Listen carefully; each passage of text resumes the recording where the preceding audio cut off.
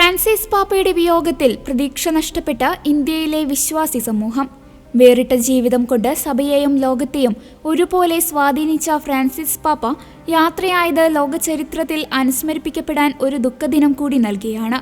കത്തോലിക്ക സഭയുടെ 266ാമത്തെ പാപ്പയായ ഫ്രാൻസിസ് പാപ്പ വിട പറയുന്നത് തന്റെ 88ാം വയസ്സിലാണ്. 2013 മാർച്ച് 13 പത്രോസിന്റെ സ്ഥാനത്തേക്ക് ഉയർത്തപ്പെട്ട ഫ്രാൻസിസ് മാർപ്പാപ്പ തന്റെ 12 വർഷത്തെ സേവനം കൊണ്ട് ക്രിസ്തുവിന്റെ യഥാർത്ഥ മുഖത്തെ ലോകത്തിനെ കാണിച്ചു. 2025 ഏപ്രിൽ 21 സമാധാനത്തിന്റെ ഈ മുഖം ലോകത്തിൽ നിന്നും യാത്രയായി.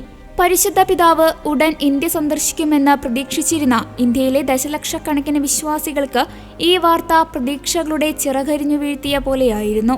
പരിശുദ്ധ പിതാവ് ഇന്ത്യ സന്ദർശിക്കുമെന്ന പ്രതീക്ഷ മാസങ്ങൾക്ക് മുമ്പ് പുതുതായി സ്ഥാനം കയറ്റം ലഭിച്ച കേരള സ്വദേശിയും ദീർഘകാലമായി പേപ്പൽ യാത്രകളുടെ സംഘാടകനുമായ കർദിനാൾ ജോർജ് ജേക്കബ് കുവക്കാട് അറിയിച്ചിരുന്നു. 2025 ജൂബിലി വർഷാഘോഷങ്ങളിൽ വത്തിക്കാൻ ശ്രദ്ധ കേന്ദ്രീകരിച്ചത് യാത്രയെ വൈകിപ്പിക്കുമെന്നും റോമിൽ ധാരാളം ആഘോഷങ്ങളുള്ളതുകൊണ്ട് ആ വർഷം പോപ്പ് വത്തിക്കാനിലായിരിക്കും ഉണ്ടായിരിക്കുക എന്ന് ഡിസംബറിൽ കൊച്ചി അന്താരാഷ്ട്ര വിമാനത്താവളത്തിലെത്തിയപ്പോൾ കുവക്കാട് പിതാവ് മാധ്യമപ്രവർത്തകരോട് പറഞ്ഞിരുന്നു. കൂടാതെ പാപ്പയുടെ വരവിനായി നമുക്ക് പ്രത്യാശിക്കാം, പ്രാർത്ഥിക്കാമെന്നും അദ്ദേഹം കൂട്ടിച്ചേർത്തു. കത്തോലിക്ക സഭ ജൂബിലി വർഷമായി പ്രഖ്യാപിച്ച 2025 ശേഷം ഫ്രാൻസിസ് മാർപ്പാപ്പയുടെ ഇന്ത്യ സന്ദർശനം നടക്കുമെന്ന് ന്യൂനപക്ഷ മന്ത്രി ജോർജ് കുര്യൻ കഴിഞ്ഞ വർഷം ഡിസംബർ 7 പറഞ്ഞിരുന്നു.